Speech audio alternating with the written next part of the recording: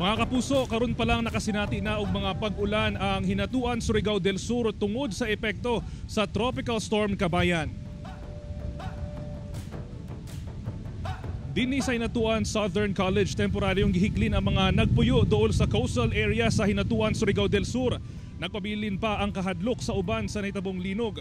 Busa, way pagduwa-duwa nga mibakwit ang uban tungod sa posibleng danyos nga hatod sa Tropical Storm Kabayan. Ganay dunay uban nga gipili na lang magpabilin sa ilang mga panimalay. Naniguro na sab ang ubang mananagat nga luwas ang ilang pump boat sa posibleng nga kadaot. Gani iluyo sa kadaot sa panahon mitambong gihapon ang mga churchgoers sa St. Augustine Parish Church alang sa simbang gabi aron maghalad og pag-ampo og proteksyon sa atong Ginoo.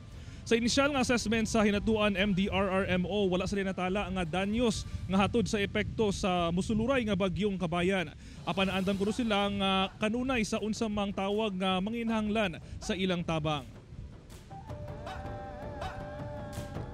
Bisan og adunay shift sa track sa Tropical Storm Kabayan, nagpabilin gihapon sa yellow warning ang hinatuan Surigao del Sur. Busa atong ginapahimangnuan ang mga nakapuyo dool sa mga low-lying areas nga mag-igmat sa posibleng landslide o flash flood.